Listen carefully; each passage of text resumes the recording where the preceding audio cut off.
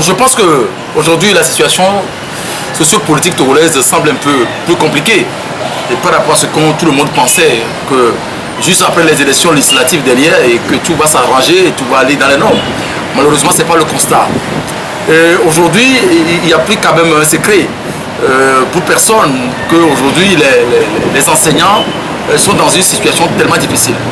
Et vous n'êtes pas sans savoir que la rentrée scolaire pour le compte de cette année 2013-2014 a été annoncée et que juste que cette rentrée est annoncée, ce sont les revendications des enseignants, du corps enseignant qui a encore suivi sur le tapis. Et moi, à mon sens, je ne peux pas comprendre que depuis 2012, que ce problème, ou 2011, ce problème est sur le tapis, et que l'année dernière, les mouvements que nous avons connus ont amené à ce que les enfants, nos enfants, descendent dans les rues, et parmi eux, il y a eu 2 décès dans la région septentrionale, notamment à Dapaon, et que ce problème perdure jusqu'à ce jour, sans pour autant qu'on ne trouve quand même de solution définitive. Je ne peux pas comprendre. Et au-delà de ça, les enseignants ont fait beaucoup de choses. Ils ont tellement fait de concessions de telle enseigne que les examens sont bien passés. Et tout le monde pensait qu'au cours des vacances, les solutions seront trouvées. Mais malheureusement, tel a été le constat vraiment malheureux qu'au jour d'aujourd'hui, le problème n'a pas été réglé et que les enseignants sont encore rentrés dans les mouvements de grève et que par après, bon, c'est la fermeture de façon inédite des classes. Bon, récemment, les cours ont repris, mais sauf qu'aujourd'hui, les mouvements, les grogne des enseignants plaignent toujours sur la tête du gouvernement. Je pense que ça fait partie d'un certain nombre de facteurs qui démontrent à suffisance qu'aujourd'hui, la situation sociopolitique aujourd'hui au Togo n'est pas toujours apaisée. Sur l'autre volet, lorsque vous prenez par exemple le corps médical qui entend à travers la synergie des travailleurs du Togo, a eu à discuter avec les gouvernants sur un certain nombre de points. Les promesses ont été quand même faites, mais aujourd'hui, rien n'a été fait. Et de surcroît, ceux-là qui émergent sur le budget autonome, leurs revendications sont également sur le tapis aujourd'hui. Et ce qui a amené également le corps médical à lancer un préavis de grève sur 10 jours. Si rien n'a été fait, ça voudrait dire que dans 10 jours, eux aussi vont rentrer dans le mouvement. C'est pareil pour les greffiers aussi, qui, après la signature ou l'adoption de leur statut, rien n'a été fait jusqu'à ce jour. C'est également un corps qui souffre. Sans les greffiers, au Togo, sans les greffiers, il ne peut jamais y avoir de justice. Voilà, c'est ce problème. En dehors de tout ce que nous connaissons, que ce soit dans les secteurs de la zone franche, où on a tapé du point sur la planche, on a pensé pouvoir amener les uns et les autres à trouver des solutions. Tous ces problèmes-là font qu'aujourd'hui, on ne peut pas parler de l'apaisement facile par rapport à ce que nous vivons. Mais sur le plan politique, il y a un autre volet qui est vraiment fondamental. Je prends par exemple la fois dernière, on nous a annoncé que le chef de l'État togolais va effectuer une visite à l'Élysée. Beaucoup se posaient beaucoup de questions sur cette visite. Il est bien vrai que lorsque M. François Hollande est arrivé au pouvoir, il a adopté une position claire par rapport à ces dictateurs-là en Afrique, dont le Togo n'est pas épargné. Bon, celui qu'on a plus vu à l'époque, c'est le président de la République démocratique du Congo, Joseph Kabila.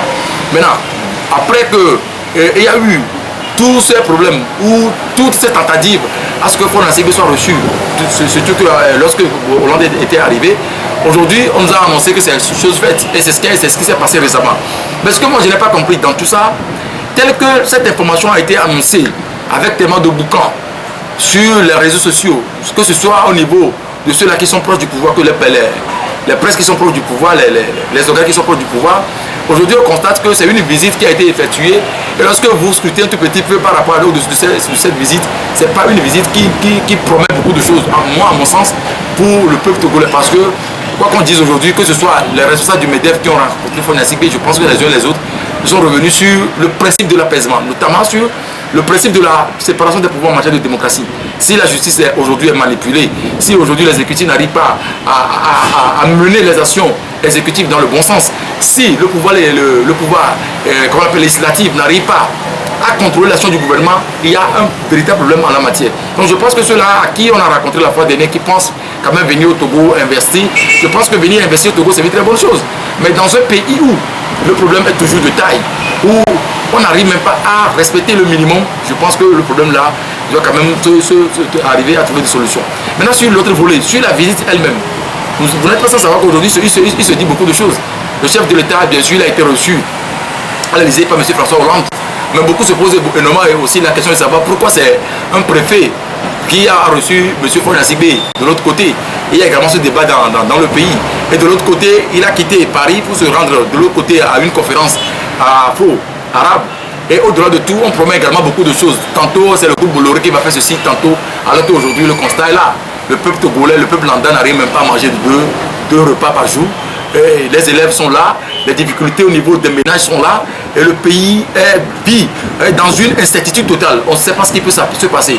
Et dans tout ça également, notons que le premier responsable du gouvernement, le chef du gouvernement est malade, ça fait pratiquement 4 semaines, il n'est plus au pays. On nous a fait croire que dans un premier temps, d'abord l'information n'a pas été, on n'a pas voulu quand même diviser l'information. Nous avons eu ces informations, on l'a publié. Mais on nous a traité de tous les noms d'oiseaux et c'est après qu'on est revenu pour dire attention, le chef de l'État est revenu au cours du conseil de ministres que le Premier ministre est malade, on l'a évacué, il a suivi une opération chirurgicale qui s'est bien passée, tout et tout. Mais selon les informations aujourd'hui, l'état de santé du Premier ministre se complique davantage. Maintenant on se pose la question, le président de la République n'est pas là, le Premier ministre n'est pas là, le pays est gouverné dans l'impasse. Ça, il faut quand même avoir le courage de le dire. Il n'y a que le président de l'Assemblée nationale qui reçoit les personnalités qui tentent de venir rencontrer peut-être le chef de l'État au Togo ici. Et tantôt, c'est le ministre de l'économie qui fait son one-man show avec son projet de je ne sais pas quoi. Et que ça fait pratiquement, c'est du brouhaha dans lequel on vit. Et devant une telle situation, moi, je ne peux pas comprendre. Ça, c'est ce qui me tient vraiment à cœur. Sur cette question de la crise sociopolitique, en début de cette année 2013, 2 grands marchés du Togo ont pris feu. Et je fais également observer que lorsque le marché de Kara, le premier, qui a pris feu dans la nuit du 9 au 10 janvier, le gouvernement togolais a sorti un communiqué pour faire croire à l'opinion que c'était un fou qui a incendié le marché. Tout le monde en était là, se posait des questions. Lorsque dans la nuit du 11 au 12 janvier, quelques heures ou quelques jours, 2 jours au Massy, plus tard, le bâtiment du grand marché de Lomé également a pris feu. Mais qu'est-ce qui se passe? Et je me rappelle encore que lorsque nous nous sommes déplacés parce que la maison du vieux, mon papa n'est pas loin du grand marché, on s'est précipité la nuit là pour aller voir. Et on ne pouvait pas comprendre que dans un premier temps, les pompiers togolais, c'est pas les pompiers togolais qui étaient arrivés, dans la nuit là, dans le marché, n'arrivaient pas à éteindre. Non seulement ils n'arrivaient pas, mais ils sont déplacés sans que le véhicule qui est censé venir au moment opportun ne contient pas des éléments nécessaires pour éteindre le feu. Ils sont repartis et c'est après des tentatives et que le sapeur-pompier ghanéen est arrivé. Mais le constat qui est donné très rapidement par les Ghanéens, ils ont dit mais tel que le feu la brûle, c'était du kérosène. Beaucoup ont cru que le kérosène, peut-être c'est l'essence ou c'est pas le pétrole qu'on appelle en anglais. On a tenté tellement d'habiller cette histoire-là dans le temps. Mais qu'est-ce qu'on a constaté le lendemain? On a arrêté un premier responsable, un second responsable d'un parti politique, notamment au but, et qui par après on a énormément arrêté les gens, on a inculpé des gens. Et c'est dans cette histoire que un responsable de l'ANC, M. Yakano Etienne, paix à son âme, a perdu sa vie. Mais on ne peut pas se comprendre que lorsque il y a une telle affaire, un tel crime en matière juridictionnelle, une affaire pénale, avant que le juge ou le procureur de la République n'ouvre une enquête, on a commencé par arrêter des gens. Non seulement on a commencé par arrêter des gens, il y a également un fait qui est fondamental. Sur l'histoire de certains Loum Tometi qu'on a arrêté, qui a cité des gens, notamment les Jean-Pierre Fabre, les Eric Dupuis, les Alessandre, et que sais-je encore. Ce monsieur est revenu au cours d'une confrontation devant le juge d'instruction pour dire qu'il a été manipulé, on l'a arrêté dans telle circonstance, on lui a demandé de citer des noms, on lui a promis ceci, on va changer son passeport, on va lui changer le nom, il va porter le nom Yassibé et patati patata. Mais le juge enquêteur n'a pas su daigner tenir compte des déclarations de ce monsieur. Le monsieur, comme je le dis, Mohamed Loum Tometi, est toujours en détention jusqu'au jour d'aujourd'hui. À maintes reprises, il est revenu sur sa décision pour dire qu'il n'est pas prêt pour cautionner ce qu'on veut lui faire faire. Parce que la famille aussi Tometi n'a pas accepté du tout que le pouvoir puisse manipuler les enfants son enfant de la sorte. Devant une telle situation, on se posait donc beaucoup de questions. Et quand est arrivé le moment peut-être des législatives, on dit sur le principe de l'apaisement, on a tenté, peut-être on a laissé certains responsables politiques, dont même certains monsieur Gérard Acha, Jean Eclou, et puis Alphonse Kogo et autres, et qui sont d'ailleurs présentés aux élections législatives. Les élections passées, aujourd'hui, ces gens-là sont au Parlement, notamment M. Jean-Pierre Fabre, le premier responsable de l'ANC. Et on nous a fait croire que le dossier est tellement clôturé, l'enquête est tellement avancée, le dossier est clôturé. Ça fait pratiquement 3 semaines de cela. Le juge chargé de l'enquête, le directeur de l'enquête, est revenu sur le même dossier en convoquant 3 responsables également de formation politique de l'opposition. Et tout ce monde-là que je cite font partie uniquement d'un regroupement de partis politiques, d'associations, de la société civile, collectif Sauvons le Togo. Mais moi, à mon sens, je ne peux pas comprendre que lorsqu'un dossier de telle envergure puisse être enroulé et fermé, et qu'au lendemain, lorsqu'il n'y a pas d'éléments nouveaux, on puisse quand même rouvrir le même dossier et dire qu'on va procéder maintenant aux investigations et inculper. Et c'est dans ce cadre-là précisément qu'on a inculpé M. Claude Amengami et le responsable du Palais des Travailleurs, le monsieur Éric Dupuis, qui est le chef de la communication au niveau de l'ANC, et également monsieur Alexandre Amorin, qui aujourd'hui n'est pas au pays, qui se trouve, je crois, en France, à Paris, et qui fait partie, qui est également l'un des responsables de la formation politique de l'ANC. Et là, c'est la stupéfaction générale. On ne peut pas comprendre. Et lorsque nous avons fouillé un tout petit peu, nous nous sommes rendus compte qu'en réalité, il y avait l'assise qui devait commencer le 18 dernier. Et que pour ce faire, il va falloir très rapidement enrouler le dossier, faire en sorte que ces gens-là puissent quand même aller à l'assise. J'ai discuté avec un confrère qui me dit, mais c'est pas sérieux ce que tu dis, mais attendez, vous allez voir. Lorsque le médecin psychiatre a commencé par appeler les gens dans cette histoire-là. Mais dans tout ce qui se passe aujourd'hui, dans cet environnement dans lequel nous sommes aujourd'hui par rapport à cette situation, moi je me pose beaucoup de questions parce que lorsque ce problème est né et que le juge enquêteur, il est bien vrai, c'est le procureur de la République, il peut recevoir d'ordre de partout, notamment auprès de son ministre de tutelle, le ministre de la Justice, ou même du pouvoir, de l'exécutif. Mais le juge du siège, qui n'est autre que le juge d'instruction, le doyen d'ailleurs, lui, il siège, il rend la décision en son âme et conscience. Et lorsqu'on parle de l'impartialité dans une affaire, lorsqu'on parle de l'indépendance d'une justice, je pense que ce juge-là a l'obligation de faire en sorte qu'on ne puisse pas tomber dans le gouffre. Malheureusement, cette justice-là, telle qu'on la connaît, évolue sur un angle, sur une pente qui aujourd'hui est tellement très difficile peut-être à emprunter. Pourquoi j'avance ça, ces éléments?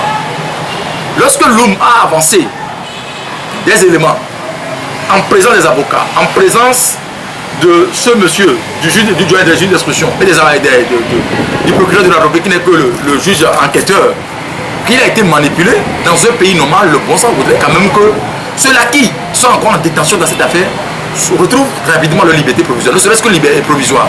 Le temps de revenir en arrière et recommencer le dossier, faire en sorte que la vérité puisse éclater. Malheureusement, tel n'a pas été le cas. Je l'ai fait également observer tout à l'heure. L'homme est toujours en détention.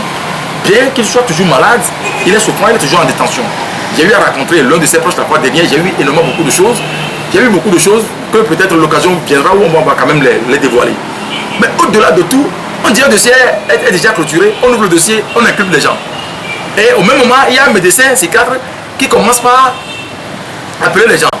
Mais moi, je me suis posé énormément de questions. Entre-temps, le collectif Sauvons le Togo a promis de faire des enquêtes. Où en est-il au niveau de son enquête? On en était là lorsque le collectif a appelé nous les journalistes. Voilà, il y a eu une conférence de presse et le rapport est sorti. Maintenant, juste le rapport. Lorsque vous lisez le rapport, vous allez vous rendre compte que non seulement ce n'est pas un document qui a été fabriqué, puisque moi, à mon sens, ça a été trop chronologique. C'est-à-dire que lorsque quelque part il est dit dans le rapport qu'il y a eu des réunions dans les derniers trimestres du mois de l'année 2012. Et au cours de ces réunions, certains étaient pour l'incendie de ces deux marchés et certains sont contre. Sûrement que c'est ceux-là qui n'étaient pas d'accord. Est-ce qu'ils ont vendu la mèche? Entre guillemets, je ne sais pas trop. Mais lorsque vous lisez le rapport, il y a beaucoup de ce rapport, il y a beaucoup d'éléments dans ce rapport et qui portent énormément à réflexion. Sur le premier point, j'ai trouvé le nom d'un officier qui a été normalement cité au cours au cours du rapport de la commission, des travaux de la commission Vérité, Justice et Réconciliation qui a été présidé par Monseigneur Bariga Nicodème. Cet officier en 2005 a posé des actes vraiment ignobles.